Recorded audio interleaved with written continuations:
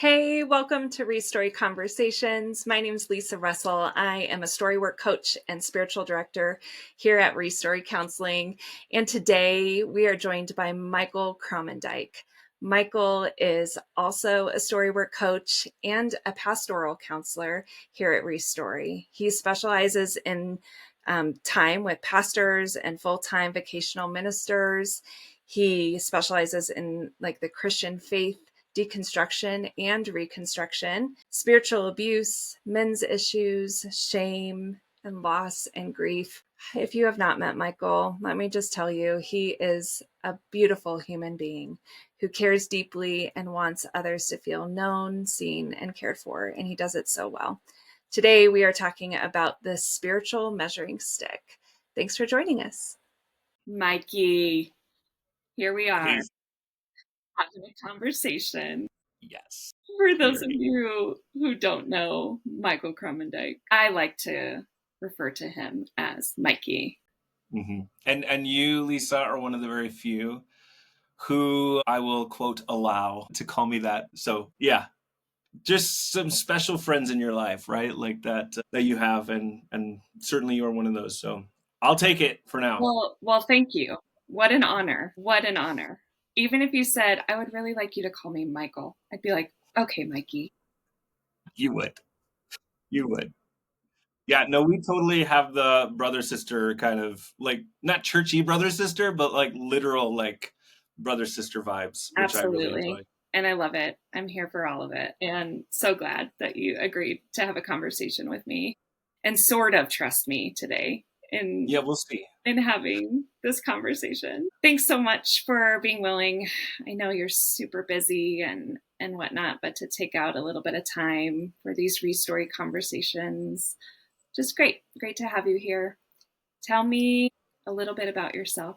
Not me, but whoever's tuning in. I kind of know a lot about you already, but Yeah, I would sure. love for you to just share from your own voice, like, who are you and why do you do this work? Gosh, that's such a very large question. I am a 45-year-old man that is continuing to learn who I am. That's how I'll answer that. I think more so in the last 10 to 15 years have really been like honing in on who I am and what is uniquely me. I do love God. Like I love the church. I have a lot of experience in the church just from a boy all the way up to being in ministry for 20 some years, full-time vocational ministry, music ministry, all those things. And honestly, if you would have asked me 10 to 15 years ago, that's how I would have defined myself. This is who I am. I'm Pastor Mike or Pastor Michael, right?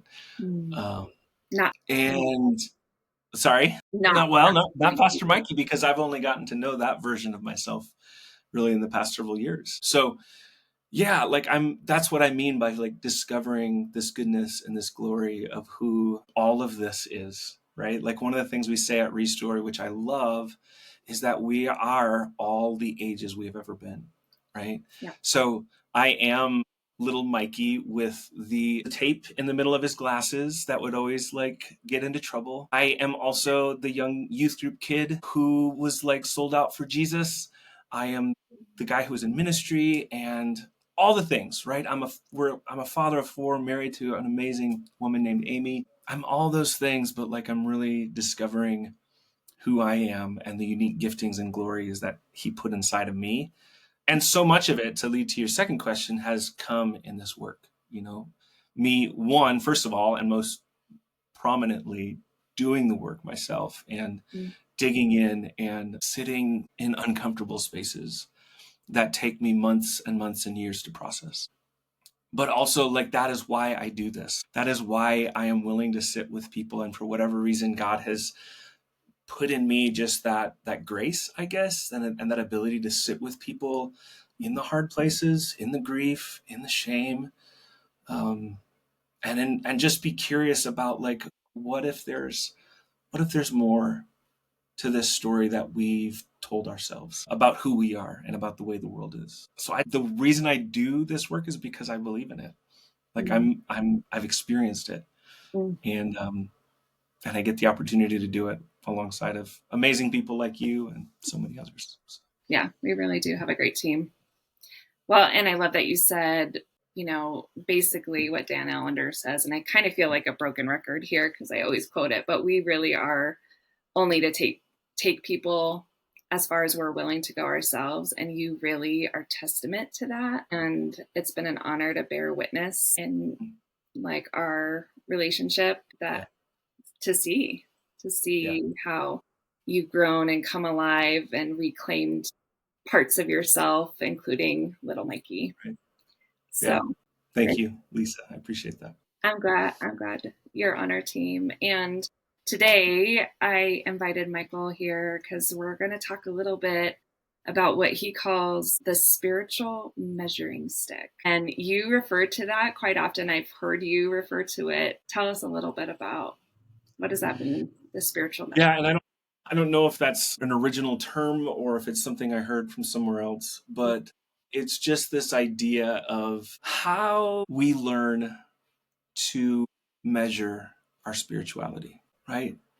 And I'm very specific about how we learn, because it's not necessarily that, like, honestly, I don't think we really know how spiritual or unspiritual we are. Like, we don't fully know it. So I think, especially just back to my story, I know your story's similar in that, like, if we're asking ourselves this question as humans, am I enough? How much more are we asking that question when we're in Sunday school, when we're in youth group, when we're adults in campus ministry and on into our lives, right? How it's really, really, if we want to like brass tacks, it is like the question of, am I spiritually enough? And there's so many different ways, so many different like cultural aspects of ways that we learn, okay, I am spiritual enough or I'm not. I do measure up to what a spiritual man of God or a young man of God, or man, I am far from it. And here's my measuring stick. So a lot of times, Lisa, I think we're, like I said, we're handed these measuring sticks, and like, here's yours. Here, Lisa has one, Michael has one, and everybody else has one. So this little Mikey is how you learn if you're spiritual enough. Yeah, Does that make sense? I'm curious your thoughts on that too. So basically a spiritual measuring stick is what we've learned in order to measure how spiritual we are, also how like good we are, and I can hear too the different cultures and upbringings and generationally even. Absolutely. There's different measuring sticks out there. So it makes me wonder a little bit, like when you think about your own spiritual measuring stick, or what you learned was sort of, and you could also refer to it sort of as like the thermostat, right? Yeah. What was yours? What was your spiritual measuring stick that was learned? So I think for me, church was always a huge part of it. And I'll talk about that more in a minute, but like, it was more about like this, like for me as a young kid, it was more about the Sabbath. Okay. Like it wasn't just church for my family and my probably really, if you will, I don't think this was widespread, but it was just this idea, Lisa, that Sunday was holy. And there are certain things that you are allowed to do and pretty much everything you're not allowed to do. Right. So we, the spiritual ones, this is what I learned in my family. We, the spiritual ones, we go to church in the morning, sometimes Sunday school in the morning as well, choir practice if there's that, and then we go to church at night, and everything else is around that. Outside of that, we don't go to restaurants because that would make other people work on a Sunday. But we do expect our wives to like prepare a big meal for. This is interesting. Prepare a big meal for lunch, right? Like that's expected. That won't even get into that, but like that was like, I actually recognized that as a little boy. I'm like, there was some dissonance there, right? Like, hey, we don't do all this thing, but I see mom or grandma is like working to make sure that we have this big Sunday meal after church at noon, like what's up with that? But like, we couldn't even go outside and play in my house. Really? Like, I felt like I was a rebel if I went out to our driveway and was shooting baskets, like playing basketball, right? And here's what I want to play was not spiritual. No. That wasn't what Tell a 10 or 11-year-old boy Sunday is a day of rest. You need to take a nap on Sunday afternoon. No. No, thank you. Not for this guy. Yes. Right? Yeah. And here's where the measuring stick comes in. Like there was a kid across the street about my age, and he did all kinds of things on Sunday with his family. Like they were like in and out, they were hanging out. Like he would come over to ask if we could play, and we're like, no, we can't play, you know. And I, like, even in my younger years, in my mind, I'm like, man, that guy doesn't know Jesus. I wish he would know Jesus and like become more spiritual like us. Here's the thing, Lisa. Like, check this out. 10 or 15 years later, I see this guy's name on Facebook, and I find out he's a stinking youth pastor. Him and his family went to church the whole time. It's just they weren't following the spiritual laws, quote, laws of Sabbath that we were, right? So in my mind, he was way down on the measuring stick. And I was like, whoa, I was way up here. Does that make sense? Oh my gosh. Yeah. And so sad, right? I'm just thinking how sad it is for you too, to go out and shoot some hoops or want to be outside, and that's not considered rest. Shouldn't be doing that. Yeah. As a little boy, right? And how, I mean, we could do a whole nother conversation on how that impacted play. Right. And maybe we will. And rest. Yeah. Let's circle back around. I would love to do that. Yep. I mean, even as you're talking, I was kind of thinking about, okay, what was my measuring stick that I learned? And coincidentally, it wasn't really from my family. I mean, we went to church, it was a priority, but I think it was more in my middle school, high school years in the 90s evangelical culture that I started really thinking about the measuring stick. Yeah. And I've often thought, man, it's not really like this overt, like direct messaging. Sometimes it was, absolutely. But for me, it was like this covert messaging in the culture too. I think it involved both. This is what it means to be a WOG. A WOG. A WOG, yeah. So we would call each other WOG, meaning woman of God, or MOG, man of God. And sometimes if you got really, I don't know, really creative, you would be a POG. I am a princess of God. Wow. Yeah. See, going back to my childhood, I thought pogs were those little like cardboard circles, the game that you would play. For that too. Okay. Until I wonder how many of our listeners know what we're talking about. I actually just found my pogs the other day. Oh wow, there's another podcast. We could do a whole nother conversation on those. So good. But it was this idea of, if you're a WOG, if you are a woman of God, and you wanted to be called that and known as that, these are the things you were to do. And for me, there was something about you have to wake up early and do your quiet time before school.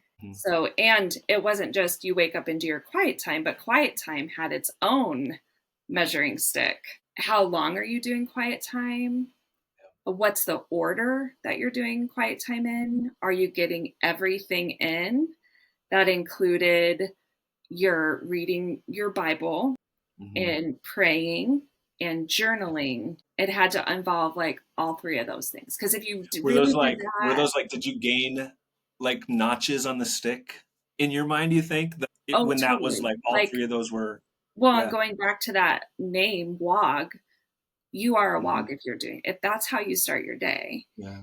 And there's goodness in that too, to be discipled and trained up of like, hey, like let this be part of your rhythm. But in the culture, youth group culture, teenage culture, and the evangelical bubble at that time, it's like it still was never enough. Oh, you only did an hour? I did too. I woke up at 4:30 this morning before school. And then I went to school and then did the prayer group. Yeah. And evangelized. And that was another one too. Like, how many people are you converting was really big. And that was a part of your measuring stick too. Yeah. I don't know if that was your case, but man, I had the talk down. I'm a little cringy thinking about that younger version of myself. Yeah. Yeah. as we hold all the younger parts of ourselves. I'm thinking Yes, about they are all here. teenage Lisa that walked around the cafeteria and asked people, if you Yeah. died today, would you go to heaven or hell? You don't know? Can I tell you about Jesus? Yeah. I don't think I even Yeah. asked. I just did. Right. And again, emphasizing these are good things. They are good, like disciplines, right? Like that is where it would fall under. Like, do we need these things in our like daily lives to grow closer to God? Yes. It's all part of it, right? Mm-hmm. But what we're talking about is like those things defining who we are and how our relationship is with God. It's like you mentioned, just like the idea of like everybody knows that Lisa's a WOG because of these things. But it's also like you, I'm sure, translated like I did, like God knows as well, right? Like it is like if I don't do these things, I don't only let down myself because I'm not like who I'm quote supposed to be, or I don't let down just my youth pastor or my churchy friends, but I'm actually like letting down God, right? Like I'm letting him down by not hitting these marks. It's crazy. I can't even think of another word for it, of how it leaks out in every facet. Yeah. When you are constantly, getting the measuring stick out, there's fear of, not belonging too. So it impacts relationship with God, it impacts relationship with others, and it absolutely impacts your relationship with yourself, right? Yeah. Yeah. Wow. Yeah. I mean, it's like, I think what initially stirred this conversation for me, like I came onto Restory in 22. And before that, I was like in full-time ministry for about 20 years or so. And the last like 2 years or so, I was in kind of a pastoral counseling / pastoral ministry role where, if people said, hey, I'm going through stuff in my life, I really need to talk to somebody, they would come and see me. Where this measuring stick kind of thing came up for me was I was talking to them and inevitably at some point I would ask, hey, tell me, what does your walk with God look like right now? Or what has it looked like through your story? And like, I'm not even joking. I'm talking like the numbers here, like about what the responses were probably 90% or more of the people would begin to list out their church attendance history. Really? Right. So I'm asking them, tell me about your relationship with God and what that's been like. And they proceed to tell me, well, my mom didn't really go to church, but my dad took me to church when I was this age. And then maybe like I had some time of rebellion in my youth group. But then like in college, I started going back to church and was part of a campus ministry. And I'm like, okay, like those are wonderful things. And I didn't say this out loud, but I'm like, but that's not what I asked. Right? Like, how did we, and this is, I feel like a lot of the people that I engage with in the faith, and I'll be honest, like I've been there too. Like I've like fully taken, I told you my story. Like church attendance that's what it was about. Right. So I don't fault them for that, but I'm just like, how did those two become so synonymous? That our relationship and our connection to God is equivalent or on the same place as our church attendance. Very important, right? Like church attendance, yes. Be in community, be with people who are worshiping the same God. But you know what I mean? Like, and I think we saw it. I don't want to go too far down this path, but like we saw it in COVID, like when so many people's the church doors closed for a period of time, and like, listen, I was on staff at a church during that time, and we had people calling in, like demanding, and it wasn't political, it was demanding, I need this open for my own spiritual life. And it was like an emergency sort of thing. And I'm like, how did we get here? Like, don't get me wrong, like yes. Is it a part of your spiritual life? Yes. But is it the defining thing? Lisa, I don't know. I don't think so. Is that going to get me canceled? Gosh, no. Right? But I think like, we put so much emphasis on people can relate to that. And, Yeah. There's going to be some people that were really just longing to be in worship and come back. But like you're referring to, I think a lot of people were panicked and didn't know how to find other ways to nourish their faith and soul development outside of that church building. Yeah. And so it left a lot of people flailing at that Yeah. time, right? Yeah. Which sort of leads me to my next question. I'm wondering what sort of impact you feel has had on people by some of these Mm. spiritual measuring sticks, and when we're constantly trying to assess in an unhealthy way. I would also like to hear what would be healthy ways to kind of assess your Yeah. spiritual life. But before we go there, like what do you think the impact on people has been because of some of these measuring sticks? Yeah. I just say this with so much grief. And I think you could say the same thing, not just through your own story, but also walking with so many. Yeah. But Lisa, a huge amount of it is just so much shame that when we accept those measuring sticks and we recognize that even if we like are doing really well, there are times where it's just like, I don't think it's enough. Like this person's doing this. Do you see how many salvations this person got? Like, I'm not doing that.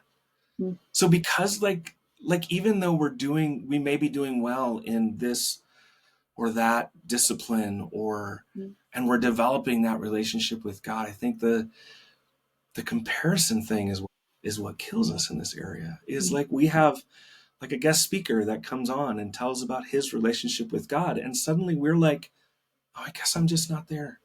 I guess I'm just not enough. Like I thought I was doing well. And it's so much of it is just is this enoughness, right? Like, and when we get into really what we're talking about is legalism, right? Is like hitting these marks so I can be enough for God or be enough or feel like I belong in the church or belong to this group of people. And when we inevitably fall short, it is like shame creeps in and it's like grace seems ever so farther away because yeah, sure, God still loves me, but I don't, and because what I learned was like, this is the stick, this is the measuring stick, this is where I got to hit. So yeah, I don't. Yeah. So even with that example, like hearing someone talk about their spiritual life, instead of it spurring you on, if there's an undercurrent of shame that comes from this measuring stick that has been so normalized and familiar for you. And again, this is why story work is important, to understand your story and your spiritual story, your faith story here, to understand that. Of course, it's gonna lead to comparison, which always fosters shame and this, almost like a despair, like still not measuring up. Yeah. Right. And like, there's always another measuring stick available for you to pick up, like it wasn't long until like, I think in my like middle school years that my family loosened up the grips a little bit on what Sunday was supposed to look like, but don't think I didn't find another measuring stick to measure up to, right? And to compare myself to others to as well. Right. So yeah, like I think shame is a huge part of it. And you're right. Like it is why we need to go, like Lisa, I've needed to go into my story and look into like my story, and the Sunday thing is just the beginning of it. There were so many other things that like, well, a good Christian does this. A good young man of God does this. And then like for me, and those of you who have had any ministry experience, either a vocational or lay ministry, like, that like once you get into those leadership positions, like the measuring stick is significantly bigger, right? It's significantly weightier even, right? And again, not that shouldn't be, not that we shouldn't be like continuing to nurture ourselves and grow ourselves. But I can remember like plenty of times as a worship pastor in my 20s, like going to a church service on Sunday morning that I was about to lead people in worship. And like in my heart, in my mind was just this like attack and shame monster that was disqualifying me because like, Michael, how much time did you spend with Jesus this week, right? How much time in personal worship did you spend? And now you're going to go lead these people, Imposter. And that was the shame. It's that imposter syndrome. It's the fear of being a hypocrite, and then there's just a strong accusation that comes with that too. Right. Yeah, for sure. Yeah. So, as we're talking, I'm like, I don't think we should have measuring sticks at all. But what would be a healthy way? And I don't even want to use the word measure, but to Yeah. just like reflect. Mm. What would you give people, in the sense of not replacing one spiritual stick with another? Like, what does that sound like? I Look think like? I think one of the things for me is for us to remember, like, step back from the measuring stick and just recognize, okay, what are we really going after here? Like, ultimately, like, not only want, like, I was created to, like, have a unique and special relationship with this divine triune God. And these measuring sticks, maybe they helped me in a certain season of life. And I think they did.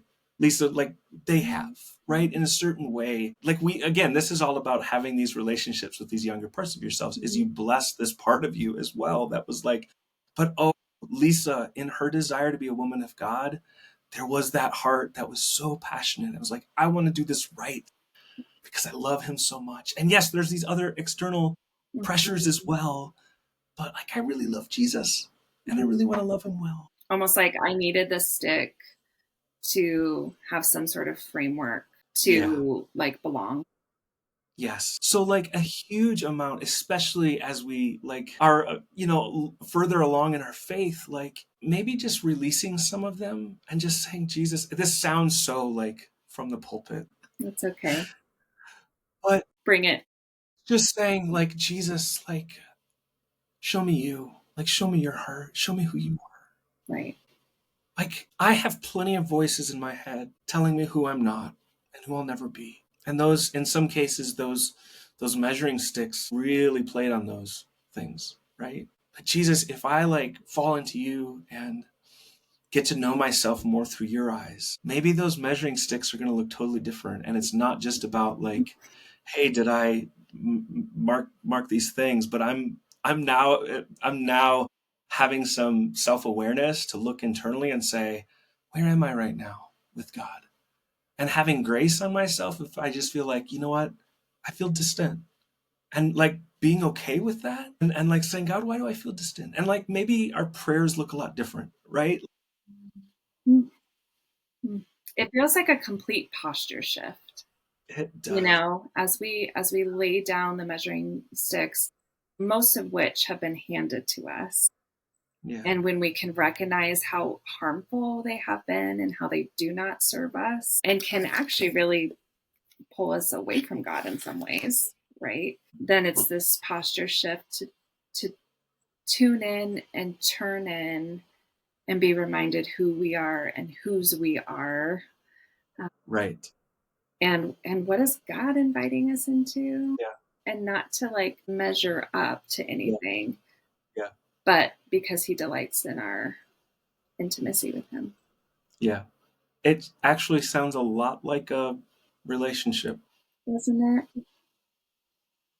right? Because I think if we're honest with ourselves when we put this within the context of relationship, you and I both have wonderful spouses. Like if we take out the measuring sticks with our spouses, like that's not going to serve our relationship very well. And because then it becomes transactional, and that's not a relationship. No. Right. So just this invitation that we have from Jesus, like just come to me, just pursue me. I'm pursuing you. I'm going after you with all my heart. Mm-hmm. And give me the measuring sticks, right? Like, lay them down. Yeah. And let's just be us. Yeah. Like, let's just be us. Right. So. Yeah. And just to reiterate, I think, the spiritual practice, I'm a spiritual director, and so much of what we do in spiritual direction is spiritual exercises and practices, but it's not about a structure to keep God in a box, because newsflash, he doesn't really fit there or stay there. And our relationship and faith, like it's so much bigger than that. So it's just discovering, hey, what is that for you right now? And exactly. be listening to God instead of all the people handing you the sticks to measure up to. Because in essence, and this will be another conversation that I think that we should have, just how the measuring stick actually sets us up for spiritual abuse. And so Yeah. to be continued on that For sure. one. But if you're listening in, I would encourage you to think through what have your measuring sticks been, and, you know, how has that impacted you? What has the cost been versus what has drawn you in closer to the heart of God? Would you add anything to that as we wrap up, Michael? I think I would echo all of that and just say, be kind. Like Lisa and I are learning this, have been learning this about being kind to these younger parts. Yeah. Because that is a large part of what was absent within these measuring sticks. There wasn't a lot of kindness. Exactly. So offer ourselves some kindness in those spaces as well. Be kind to yourselves and others, friends. Thanks for chatting, Mikey. Yeah. This was good. Good to be here. Thank you for taking a listen to Michael and I's conversation on the spiritual measuring stick. We can imagine if you've listened to that, you're already thinking about the measuring sticks that existed for you in your spiritual journey, whether they've been created for you, handed to you, or created yourself. We know that those spiritual measuring sticks can often foster shame, lead to harm, and even trauma. We want you to know that Michael and the rest of our team here are willing and ready to sit down with you in that, to explore the impact, to name the cost, and to reclaim what has been lost in the process. So don't hesitate to reach out. If there's something that happened in you today as you listen to that, we're here for you.